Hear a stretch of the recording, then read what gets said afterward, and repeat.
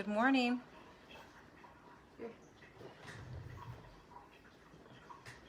Good morning. We're getting ready for our Revelation study, our live video feed. Hopefully David was able to get set up there at the church. So it'll be good to get a comment from anyone that's at the church and can tell us if it's working. Hi, Levon. Good to see you. We're going to get started this morning in Revelation chapter 17. Revelation chapter 17, if you want to turn there.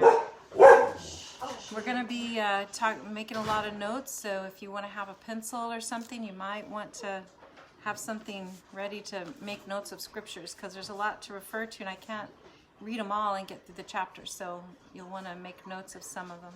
Hi, Shar. Glad you made it. Hi, Joanne. Good to see you this morning. So, hey, Judy. It's good to see you. You coming down pretty soon? I hope so. Okay, Levon. I'm just hoping. We'll see. Oh, Nicole. Yay. Thank you. Oh, I was wondering if you made it. Good job. Way to go. Okay, so I feel comfortable starting then. So it's good to see you all. David, glad you made it. Glad you were able to do the thing. So I'm here with my family. I didn't think about turning this so you could see them. Just flip your camera. Oh, that's right. I'll just flip my camera, but oh, here it is. Here you can see. That's my scene. That's who I'm looking at.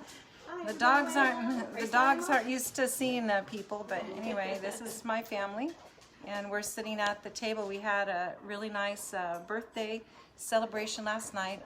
All four of my sisters and my three sisters and I were born in September, and so we like to get together once a year in the fall and kind of have our own little thing. So that's what we did. It was a lot of fun.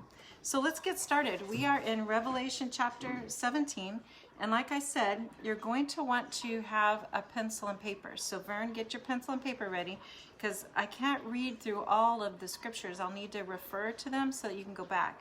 But most of them are things that we've talked about before.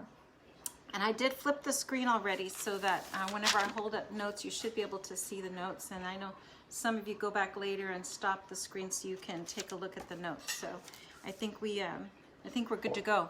So in Revelation, we have been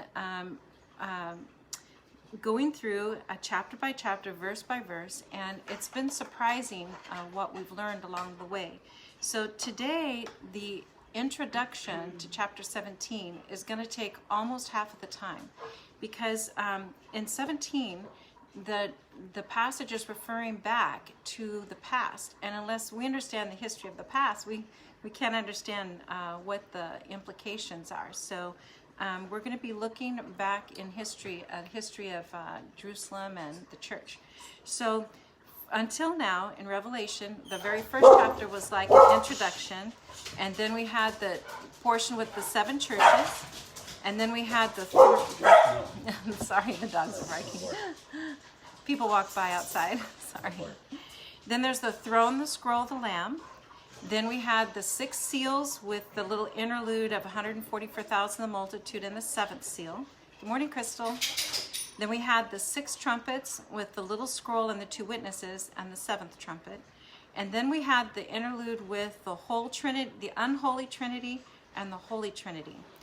That was identifying the roles of Satan, who's visioned as the dragon, beast number 1, which is what we call the Antichrist, and beast number 2, which was the prophet, the unholy prophet. So that's the equivalent of the unholy Trinity, is like a satanic equivalent of the Holy Trinity. And then we had the 7 bowls, which were we just finished. So seals are warnings. Seals and trumpets are warnings.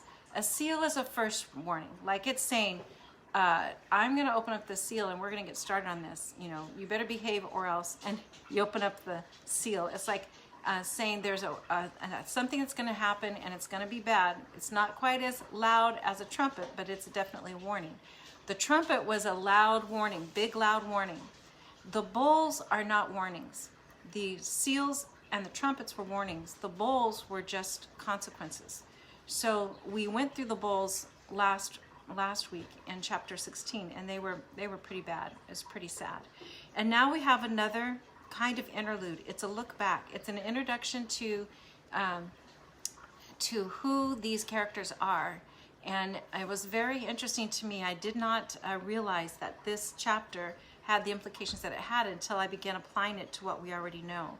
So in the 7 bowls that we talked about, we had the ugly and painful sores. There was blood like that of a dead man. Rivers and springs turned to blood. Sun was scorching and people with fire. Satan's kingdom was plunged into darkness.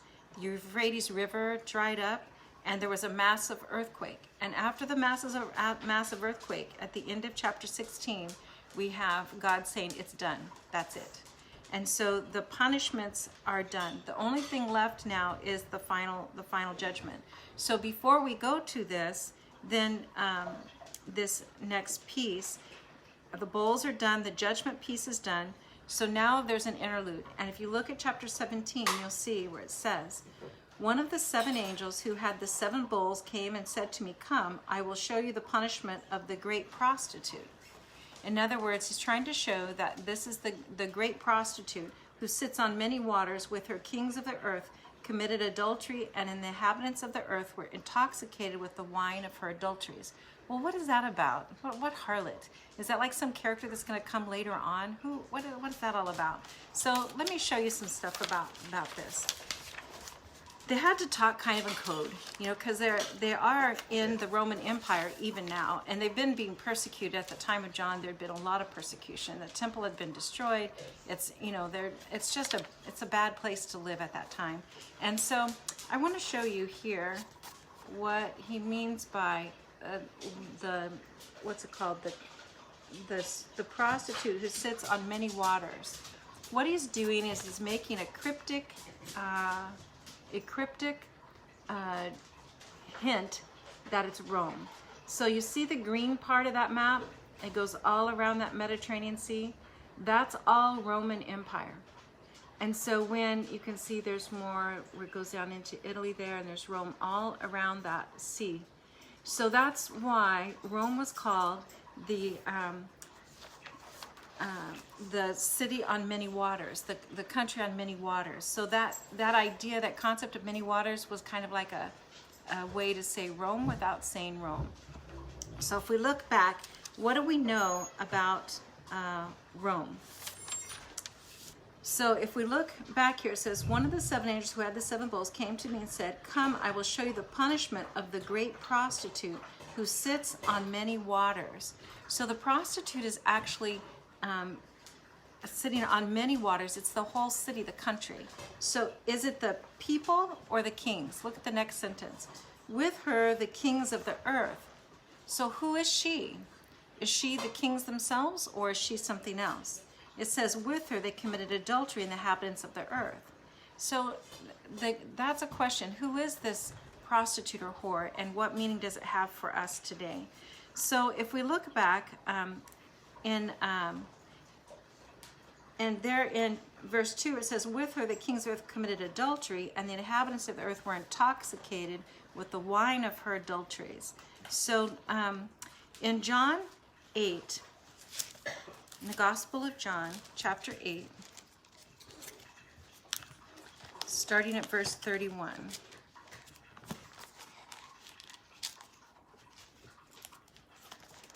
So if you turn your Bibles to John 8:31.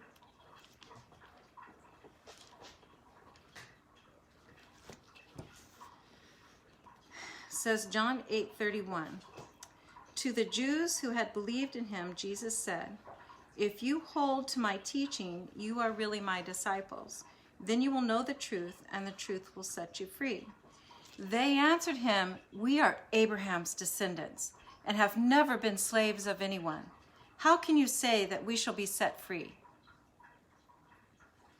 Were they never the slaves of anyone? Were the children of Israel, were God's people never the slaves of anyone? The Jews themselves have forgotten their own history.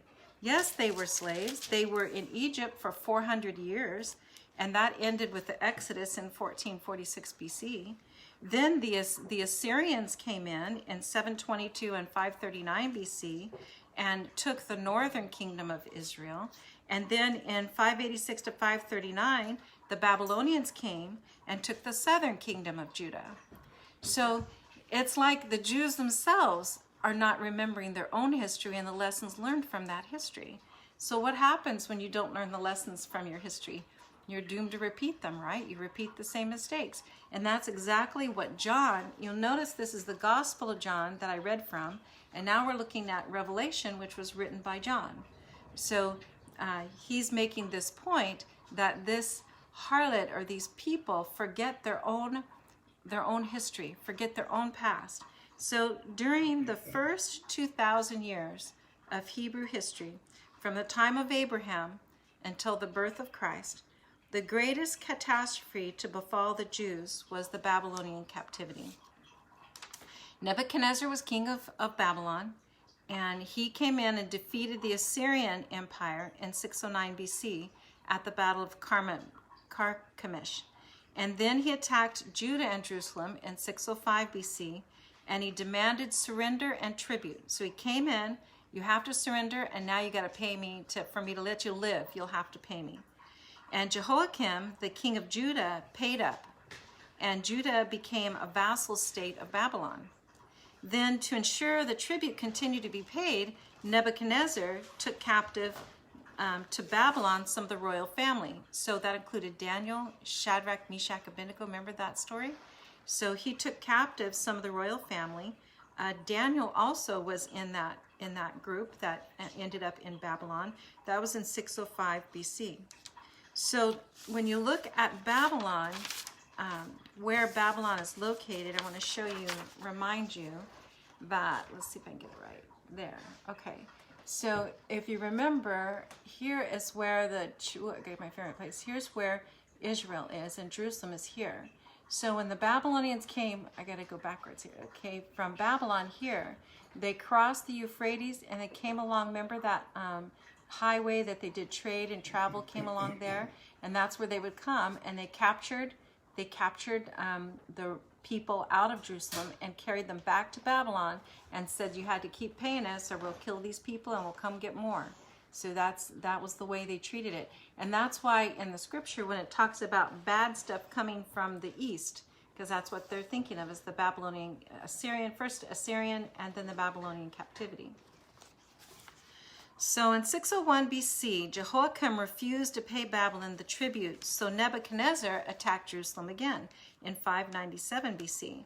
And Nebuchadnezzar laid siege to Jerusalem in 597, and the city fell. So that siege, I believe, was 2 years long. It was a long siege, and it was terrible, the things that happened in the city of Jerusalem, because the people were starving, and it was horrific.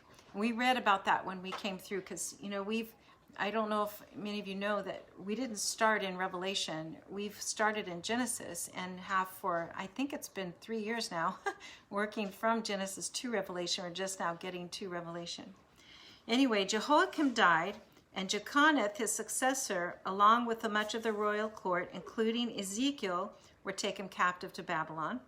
And Nebuchadnezzar appointed Jeconiah's uncle Zedekiah as a vassal king, and Judah began to pay tribute to Babylon again. So again, Babylon made them begin to pay tribute. In 588 BC, Zedekiah, he didn't like the Babylonian rule, and so he refused to pay Nebuchadnezzar. And so Nebuchadnezzar attacked Jerusalem again. This was the time when they laid siege for 2 years, and that was the terrible time.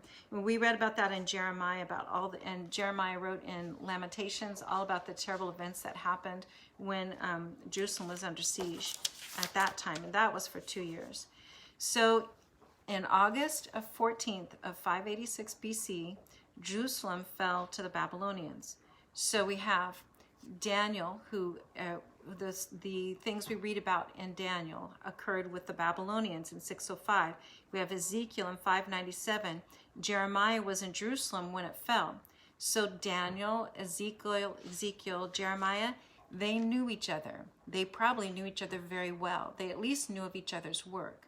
So they were at the same, their stories were occurring at the same time. So if you can link those stories with those people, the things that they wrote, that was all during this time of Babylonian captivity. So to get us now where we need to be, look at 2 Kings 25. Look in the book of 2 Kings, chapter 25.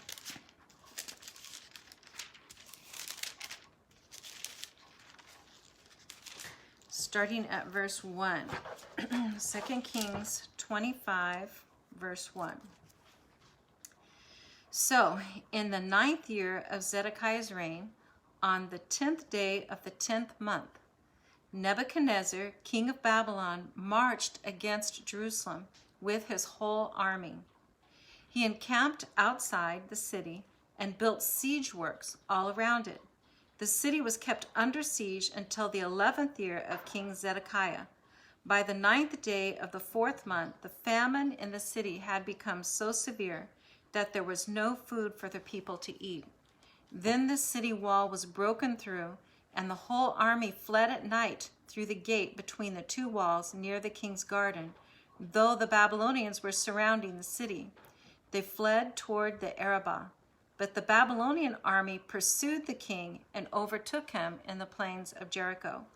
All his soldiers were separated from him and scattered, and he was captured. He was taken to the king of Babylon at Riblah, where sentence was pronounced on him. They killed the sons of Zedekiah before his eyes, bound him with bronze shackles, and took him to Babylon. On the 7th day of the 5th month, in the 19th year of Nebuchadnezzar, king of Babylon, Nebuzaradan, commander of the imperial guard and official of the king of Babylon, came to Jerusalem. He set fire to the temple of the Lord, the royal palace, and all the houses of Jerusalem. Every important building he burned down. The whole Babylonian army, under the commander of the imperial guard, broke down the walls around Jerusalem. Nebuchadnezzar, the commander of the guard, carried into exile the people who remained in the city, along with the rest of the populace and those who had gone over to the king of Babylon. But the commander left behind some of the poorest people of the land to work the vineyards and fields. So the Babylonians, and it goes on, if you read on, it talks about all the treasures that they took with them. They broke everything down. They took with them anything that they thought was of any value. And you might say, well, why did God let this happen? Because, God, this is God's people. He's brought them into this land. Why is this happening? To understand why it's happening, take a look at 1 Chronicles. 1 Chronicles chapter 9.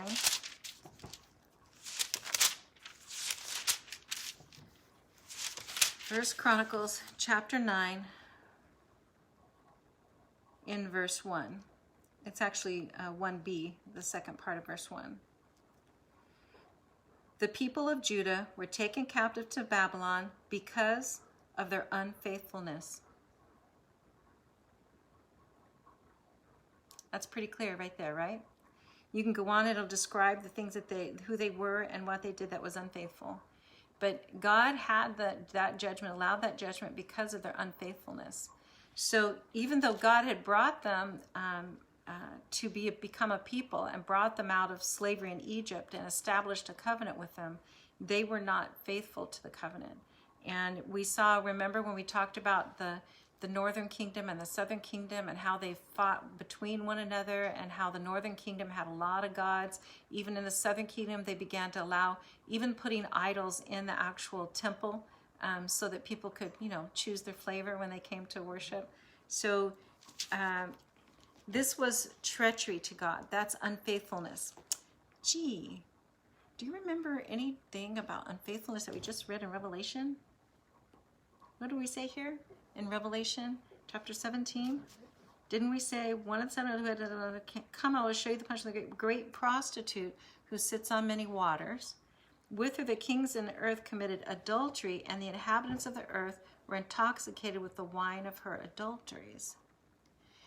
God considers worshiping some other thing as an adultery. You are breaking your covenant or your agreement or your marriage to God. You have a relationship with God. Now you're worshiping some idol somewhere. That's that unfaithfulness. So this prostitute is representing the people who have become unfaithful to God. So, and then this whole thing of what happened with the Babylonians connects from God's point of view with what's happening now in this time of Revelation. So Jews today still mourn the fall of the Jerusalem and the destruction of Solomon's temple. They have a minor fast day, and it's called Asara B'Tevet. It's the 10th day of the Hebrew month, Tevet. It's around in December, January is when it occurs. And they still mourn the fall of Jerusalem on that day. I thought that was interesting. So now what happens? We have the fall of Jerusalem, people captured, the Babylonian captivity, Nebuchadnezzar's in charge. So what happened? How did that resolve? Well, in October of 540 BC, Cyrus, the great king of Persia, he calls himself, that would be modern-day Iran in that same area. He conquered the Babylonian Empire, proclaiming himself to be king of Babylon. Remember when we went through the Old Testament, we talked about how first what was before the Assyrians?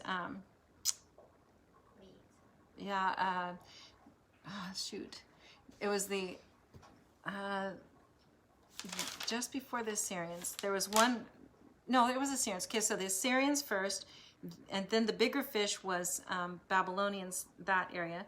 And now we're looking at the king of Persia. So each one becomes bigger. So the king of Persia, Cyrus, he's the one who conquered the whole Babylonian Empire all the way down to Egypt. So all the way through Jerusalem and that area, and then all the way down the coast into Egypt, he conquered. So he was the bigger fish. So Cyrus, king of Persia, which is now the modern day would be Iran, he conquered the Babylonian Empire and proclaimed himself to be king of Babylonia. Now he's the king now. So within 1 year of his decree, he made a decree on a clay tablet. Guess what? I got a picture of the clay tablet. Can you see it? Here's the clay tablet. We actually have this artifact.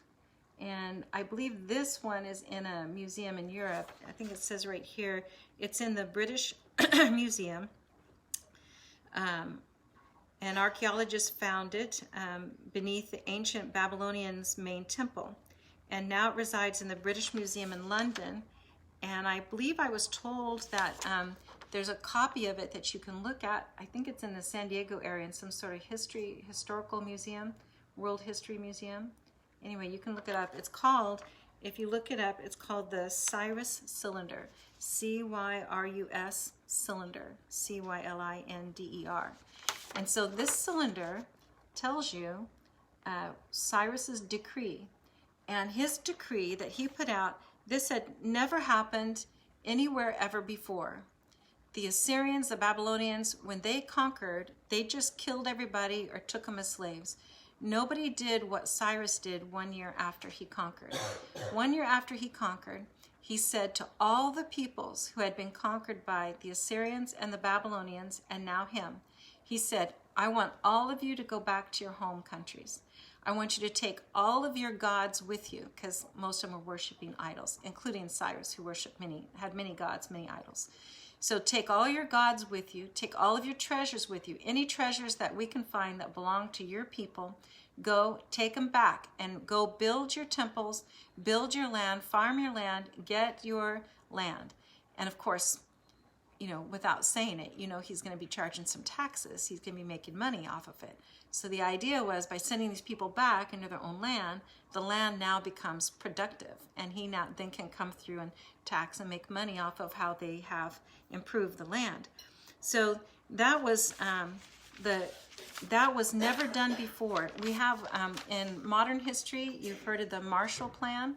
So it's kind of a similar idea, the Marshall Plan. Send back the captive, and they will rebuild this land that has been through decades of war. So the Jews returned to Jerusalem, and they rebuilt the city and the temple. Now, there's a big question that people say, why did Cyrus do this? It had never been done before. What made Cyrus think of doing this? So there is a historian named Josephus, and in one of his writings, a second book, he writes about this, and he says that Cyrus read about himself in Isaiah. What? Yes.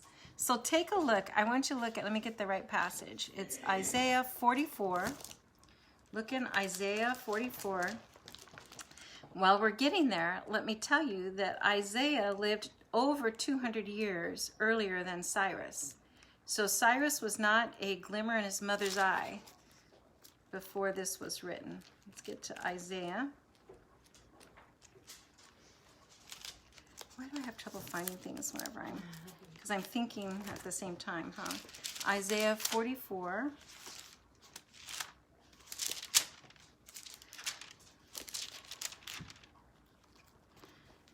So Josephus says that Cyrus read this passage, and that's why he sent the people back. Isaiah 44, verse 24. No, I'm sorry, it's 45. Verse 45, it starts earlier. It talks about he's going to rebuild them back in 24. So you can read that as the background. But look at verse 45, chapter 45, verse 1. This is what the Lord says to his anointed, to Cyrus, whose right hand I take hold of, to subdue nations before him and strip kings of their armor, to open doors before him so that gates will not be shut. I will go before you, I will level the mountains, I will break down the gates of bronze and cut through bars of iron. I will give you the treasures of darkness, riches stored in secret places, so that you may know that I am the Lord, the God of Israel, who summoned you by name. If you read chapter 24, it talks about how Jerusalem was uninhabitable, that all the people were gone, and how they came back into Jerusalem. So the chapter before talks about coming back, and then at 44, and in 45 it says, and Cyrus is the one who will do it. Well, that was written over 200 years before Cyrus was born. Were the people like, oh, I know a Cyrus, Hey, I know a... Hey, did you ever read your name's insane, right? Some say, like Josephus says, that when Cyrus read his name in Isaiah in this old thing, Cyrus was known to be a connoisseur of religions. He liked all of them, and he worshipped many. Baal was one, and I forget the other one that was he had two main ones, but he worshipped many other gods. And so he was kind of interested in people's gods and stuff like that. You got to remember Daniel, Ezekiel, these different prophets were around at the time, so maybe he even heard one of them. Maybe one of them had some influence on him. Maybe someone like Daniel showed him, hey, Cyrus, you ever see this? Look right here, here's your name. Right here after saying all this, rebuild Jerusalem, rebuild the temple. So that's what Josephus says. So there's another piece of information, though, that might be a part of this, and that is back to this cylinder. If you read the actual interpretation of the cylinder, of the language on the cylinder, what it actually says is, I, Cyrus, great king of Persia, who have conquered, and then there's a long list of all the peoples, among which are the Jews, right? Long list of peoples, and the names of their gods are in there. So it's not, he was proud that he'd gone through and taken all this stuff, right? So a big part of these little marks is all the people groups that he conquered in that reach through. I am now sending you back to your land to rebuild your places of worship and to reinstitute your lands and your countries. And all I ask is this one thing, that as you go back, that you will pray to your gods and tell them to tell my gods what a great person I am, so that my gods will bless me. Isn't that hilarious? So that's what he says by his own words. He says, all of you, all I ask is that you tell your gods to be nice, to tell my gods what a good person that I was. So who knows? But God told us that was going to happen in Isaiah 240, 214 years before it ever happened. Before Cyrus is ever born, his name is written there. And it says, my anointed one, that's the same term that was used for Moses, that was used for Cyrus, that was used for Christ. The one that I chose, I picked to do this. So However it got there, that's the way that it happened. So then the second temple was completed in 516 BC. And Herod the Great added to it. Remember, we talked about when we read through the Gospels just recently, when we went through the Gospel of John, we talked about how Herod the Great added to it because it made it bigger. And then that way more tourists came at the three festivals they would come. And then everybody would buy stuff in town. So then they made good money off of all the people coming to the different feasts. So Herod the Great did that. And of course, Rome, how did Rome happen? Rome had all these cities and encouraged the Jews to do well too, right? But they taxed, they heavily taxed. And what did they tax for? What did Rome tax for? Building its beautiful ports, building its beautiful architecture, these gods, the different temples to different gods. In Rome, you had this real problem with the rich and the poor, with the government increasingly over time collecting more and more taxes and then using that tax money for things that were superfluous, not for the good of the people. At first, it seemed like Rome was going to be better, but as these emperors and different counselors and people were set up, they increasingly sought self-interest at the cost of the poor. And by the end, Nero, who was I'm going to get to that in just a minute. Let's go back here. So from Judaism's view, the Exodus was God's great big act of redemption that saved Israel from 400 years of Egyptian slavery. Then God uses Moses to redeem his people. That was in 1446 BC. Then he uses Cyrus in 539 BC. So that's probably where Cyrus got that. We don't know for sure, but it's some combination of that. And he thought, well, I'll not only get the Jews back, I'll get everybody back, and then that'll be good for me too. I'll tell them to put a good word for me in with my gods. So now we're back to Revelation 17, and we're going to read numbers 1 through 6. Okay, one of the seven angels who had the seven bowls came and said to me, "Come, I'll show you the punishment of the great prostitute who sits on many waters." So the prostitute is Rome-like, because that's saying it sits on many waters. With her, the kings of the earth committed adultery. So with her, we still don't know who she is, but we know the kings are using her to commit adultery. And the inhabitants of the earth were intoxicated with the wine of her adulteries. So people are loving the benefits of being the ruler and the proconsul and the king and all of that. And they're taking it off of the backs of the people. Then the angel carried me away in the spirit into a desert. There I saw a woman sitting on a scarlet beast that was covered with blasphemous names and had 7 heads and 10 horns. We already met that beast. Do you remember when we met the beast already? That is Satan. That's the beast is Satan. So by saying that the woman is sitting on the beast, it's saying that she is at the beck and call of that beast. Where that beast goes is where she goes. The woman was dressed in purple and scarlet and was glittering with gold, precious stones, and pearls. What did we read about the color purple in Rome? What did that symbolize? The military and royal wore the purple, the scarlet purple.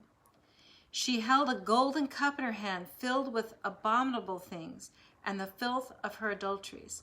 This title was written on her forehead: Mystery, Babylon the Great, the mother of prostitutes and of the abominations of the earth. I saw that the woman was drunk with the blood of the saints, the blood of those who bore testimony to Jesus. So this harlot, this woman, are the people who are following after these kings and these leaders, and they're all using the people to be able to do these terrible acts, like killing the prophets that have come. A lot of Jews had been killed and martyred during this time. And the people are kind of ignoring it because they're enjoying the ride. They're riding on the power of Satan, on the things that he's doing. They're being enticed by all the comforts of it. and they're allowing then for these other things to happen. Now that doesn't sound like anything in our world, does it? Does it sound anything like abortion? About a government that allows babies to be killed? Why? I saw just recently a speech that someone felt very proud of, talking about how they were using the organs from aborted fetuses to do different medical procedures, and how wonderful it was that we have this medical science that can use the fetuses to, and I'm thinking to myself, wait, you just said you killed the baby to get, even using organs after birth, so the baby's already born, and then you're harvesting the, what is that? I mean, isn't that, can't we see that as evil? Are we so deceived by the profit we're making from these different adventures, or the science of it, the thrill of the science of it, that we're going way too far and really being enticed, being pulled away by this adulterous kind of idea, this, so that there's no limits, no boundaries to what we know and how we use it. Anyway, we could go on, right? When I saw her, I was greatly astonished. Then the angel said to me, "Why are you astonished? I'll explain to you the mystery of the woman and of the beast she rides, which has the 7 heads and 10 horns. The beast which you saw once was, now is not, and will come up out of the abyss and go to his destruction." So who was not there, but then is coming back? That's Satan. That's Satan coming in and out of the world. The inhabitants of the earth, whose names have not been written in the book of life from the creation of the world, will be astonished when they see the beast, because he once was, now is not, and yet will come. So a nation that sells itself for gain is a harlot in Scripture. So a nation that sells itself for gain. So who is a nation? The people that go along with that nation, right? The people who sell themselves, sell their priorities, and because they're trying to make gain off of it, that's the harlot. So Rome was surrounding the Mediterranean Sea, so that's the of many waters. We also have in Babylon itself sat on the Euphrates River, and there were vast networks of canals. So that's why it's linking Babylon and Rome. These are cities of many waters. And the Rome kings, like Herod, with his overlords, they collected taxes, and they were addicted to the luxuries that those taxes provided them. And it was their lust for those luxuries that drove them to treat the people the way that they did. And God is watching that and keeping track of that. That's what I find interesting. I find it interesting that God is keeping track of that, because I'm thinking of today's world and how today we live in this world that can be so obtuse, and it comforts me to know that God's keeping track of that. Of course, it also makes me a little fearful, because I could see how it would be so easy to be enticed by the science of it or the ability to do it. It's almost like we have this thinking that if we can, then we may. And I'm thinking of maybe we should not do just everything that we can do. I don't know. Let's keep going on. Sorry. I get to thinking about stuff. So let's go on here. This calls for a mind with wisdom. The 7 heads are 7 hills on which the woman sits. You want to see the hills?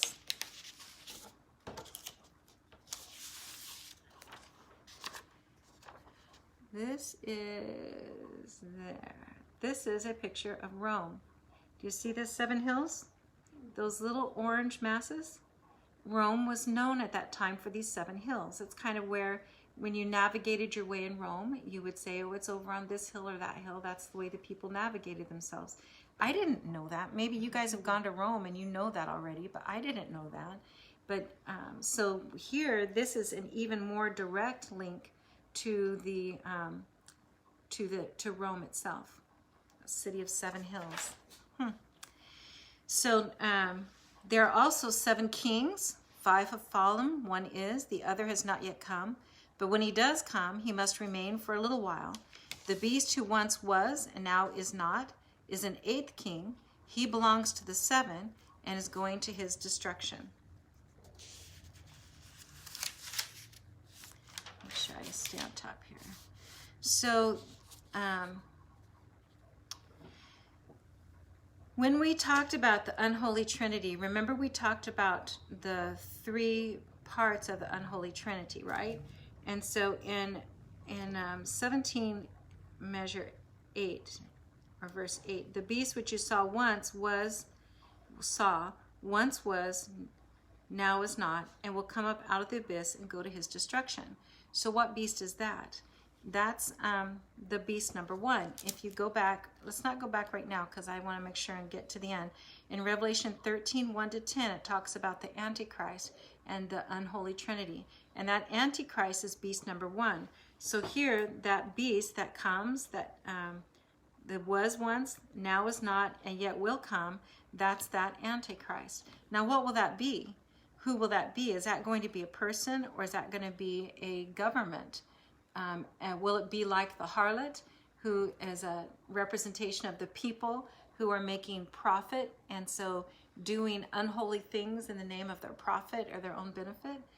Is that a one world organization, or is it a government, or is it actually an individual person?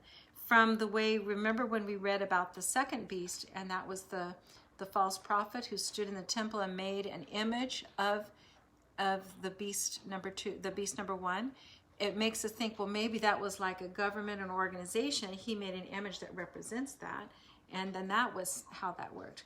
We don't know. We'll have to keep our mind open to it. So we do know, though, if we keep on going here in chapter 17, the 10 horns, let's see. Let's go on down verse 12. The 10 horns you saw are 10 kings who have not received a kingdom, but for 1 hour will receive authority. So you might say, well, who are these 7 heads and the kings? The 7 heads and also represent 7 kings, 5 of them who have already fallen, and the last has not yet come. In 17 verse 10. So here are the kings. The kings were, let's see, this is after. So Nero was in the years 54 to 68. He ruled Nero ruled 14 years and he committed suicide. Galba ruled 68 to 69. For 8 months he was assassinated. Otho, 69, in AD 69, he ruled 2 months and committed suicide. Vitellius, in the year 69, he ruled 8 months and committed suicide. Vespasian ruled from 69 to 79 for 10 years, and he had a natural death. Then Titus, 79 to 81, for 2 years and was poisoned. And Domitian, 81 to 96, ruled 15 years and was assassinated. So Galba, Otho, Vitellius, Vespasian, and Titus had already fallen. At the time that John is writing, Domitian lives, and Nero will return. Nero will return? Do you know what the numbers are that represent Nero's name? I bet you can't guess. 666. Yes. Nero, if you take his name, his actual name, which is, in Hebrew, it's Neron Kaisar. Nronqsr. And if you were to create the numbers that represent his name, the numbers would be 666. So remember back when it talked about the unholy Trinity? What he's saying here is that Nero is like coming back. The kind of person that Nero was, as evil as he was, we're going to see him, that kind of person in these end times. Just like it said that Babylon was this way and Rome is like Babylon, and now we see this beast that represents something like Rome and Babylon. So it's saying that this second beast, this prophet, is going to be like Nero. It's going to come back. A Nero type person is going to be that second beast that comes up. So let's read through verse 12 and down. Chapter 17, verse 12. The 10 horns you saw are 10 kings who have not yet received a kingdom, who for 1 hour, so that means a short time, will receive authority as kings along with the beast. They have one purpose and will give their power and authority to the beast. They will make war against the Lamb, but the Lamb will overcome them because he is the Lord of lords and King of kings, and with him will be his called, chosen, and faithful followers. Then the angel said to me, the waters you saw where the prostitute sits are peoples, multitudes, nations, and languages.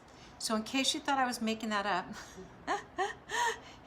it tells us right here who that harlot is. Let me read that again. The waters you saw where the prostitute sits are peoples, multitudes, nations, and languages. The beast and the 10 horns you saw will hate the prostitute. Now, why would the beast hate the prostitute? I don't know, but it works that way.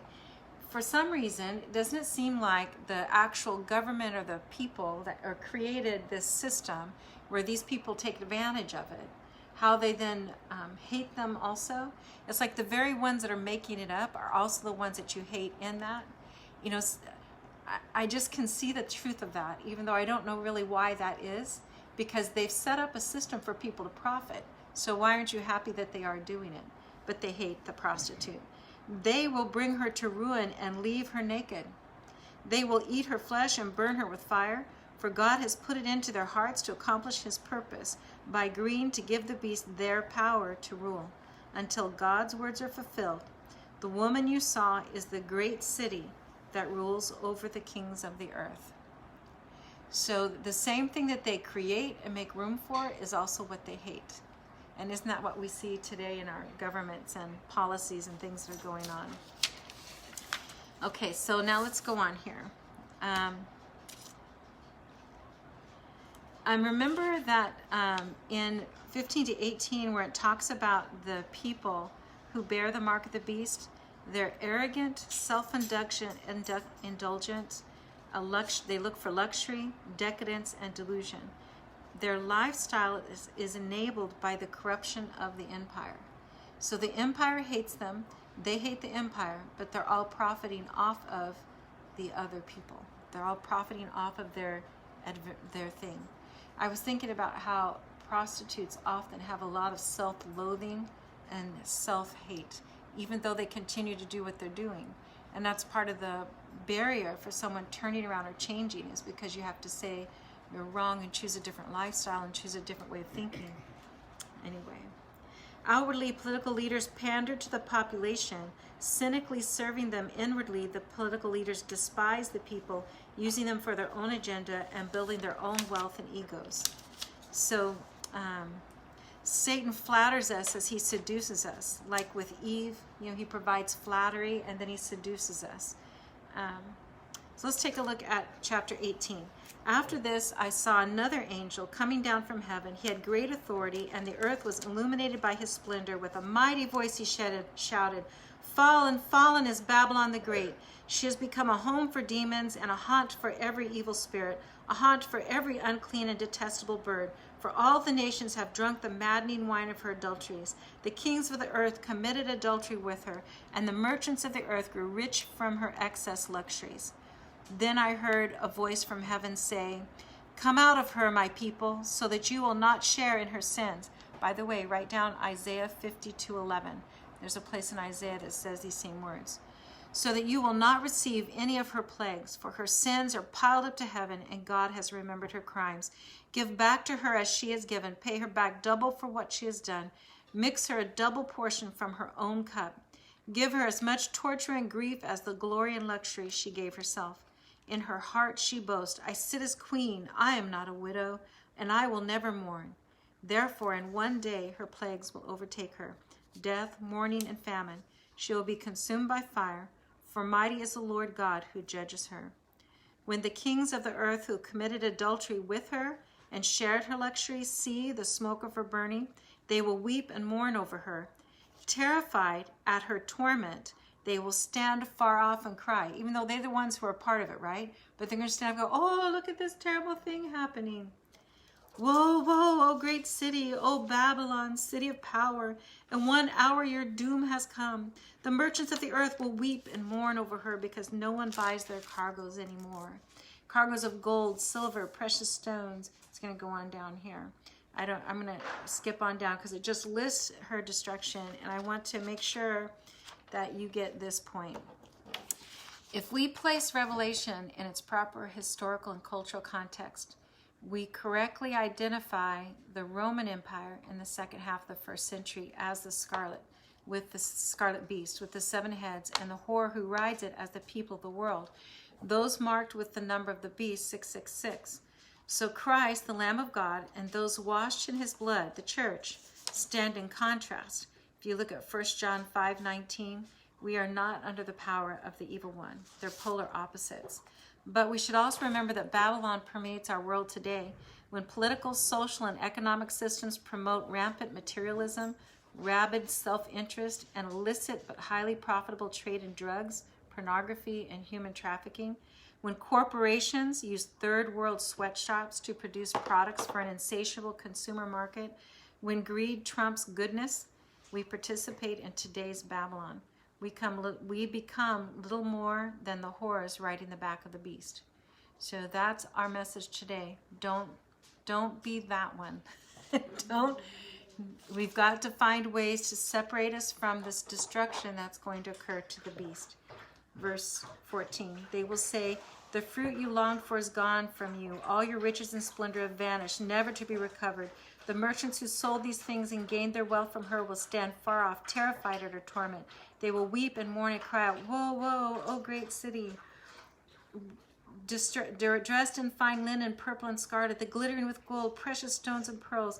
In 1 hour such great wealth has been brought to ruin. Every sea captain, all who travel by ship, and sailors, and all who earn their living from the sea will stand far off, and they'll see the smoke of her burning, and they'll exclaim, was there ever a city like this great city?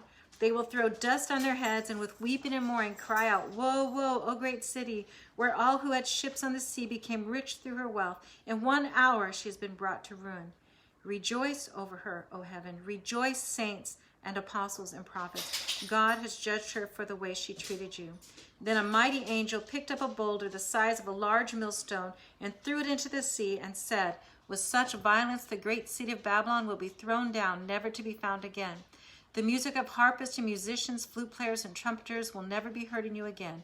No workman of any trade will ever be found in you again. The sound of a millstone will never be heard in you again.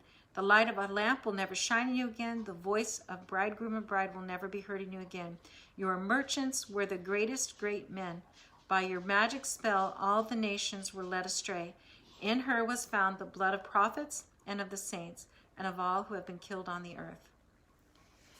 So it seems pretty scary compared to our culture of today. So that's Revelation chapter 18. But look at the heading for Revelation chapter 19. It says hallelujah. So there's good news coming. So next week, maybe we'll see some good news coming. I hope that you have a blessed Sunday morning. Thanks for joining us this morning.